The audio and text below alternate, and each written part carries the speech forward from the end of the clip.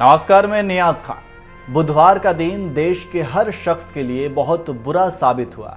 किसी ने नहीं सोचा था कि दुश्मन को दिन में तारे दिखाने वाले विपिन रावत के साथ इस तरह की दुर्घटना हो जाएगी और वो शहीद हो जाएंगे। बता दें कि तमिलनाडु के कुन्नूर में वायुसेना का एक MI-17 हेलीकॉप्टर क्रैश हो गया है, जिसमें CDS जनरल विपिन रावत और उनकी पत्नी भी मौजूद थी।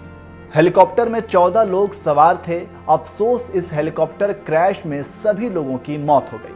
आज हर किसी की आंखें नम हैं। देश न सिर्फ एक CDS को खोया है, बल्कि उस शेर को भी खो दिया जिसके सामने दुश्मन खड़े होने से भी डरते थे। बता दें कि विपिन रावत को जनवरी 2020 में CDS की कमान मिली थी। जब से विपिन रावत CDS बने थे, तभी से उनका एकमात्र मकसद बन गया था सेना से भ्रष्टाचार को खत्म करना। इसी के साथ विपिन रावत कई बड़े प्रोजेक्ट पर भी काम कर रहे थे। चलिए आपको बताते हैं उन बड़े प्रोजेक्ट्स के बारे में जिन पर विपिन रावत काम कर रहे थे।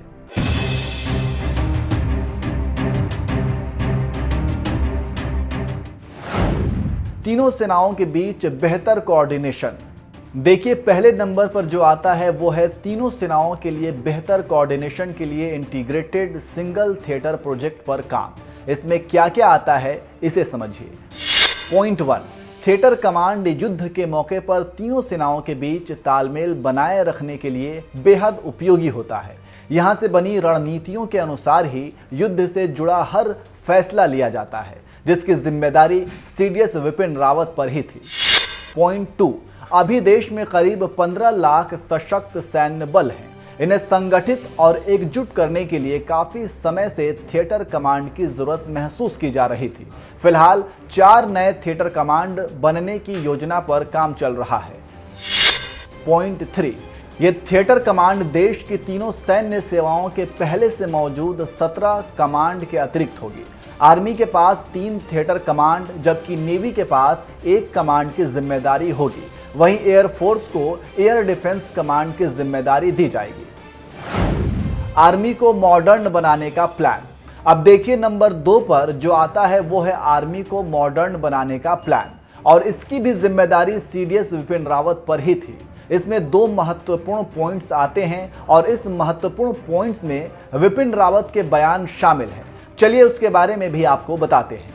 आर्मी को मॉडर्न बनाने का प्लान वाली प्रोजेक्ट पर विपिन रावत ने कहा था, यह सशस्त्र बलों को आधुनिक बनाने में मदद करेगा। हमें धीरे धीरे अपने टैंकों को बदलने के बारे में सोचना होगा। हमारे कुछ पुराने सिस्टम को अगले 7 से 8 सालों में बदलना होगा। इसलिए इस प्रोजेक्ट पर काम शुरू करने का यह सही समय है। पॉइंट 2, इसी साल अक्टूबर में उन्होंने कहा था कि भारतीय सेना के लिए एडवांस सर्विलांस सिस्टम हमारी टॉप प्रायोरिटी है। हमें अपनी साइबर क्षमताओं को और डेवलप करने पर फोकस करना होगा, क्योंकि हमारे दुश्मन तेजी से साइबर क्षमताओं को डेवलप कर रहे हैं। आगे आपको बता दें कि विपिन रावत आर्मी के प्रोजेक्ट्स में देरी और भ्रष्टाचार पर भी सख्त थे। इसे लेकर उन्होंने 3 सैन्य प्रमुखों को पत्र भी लिखा था, जिसमें सैनिकों के लिए रेसिडेंशियल प्रोजेक्ट्स में देरी और भ्रष्टाचार के खिलाफ सख्त कदम उठाने के निर्देश दिए थे।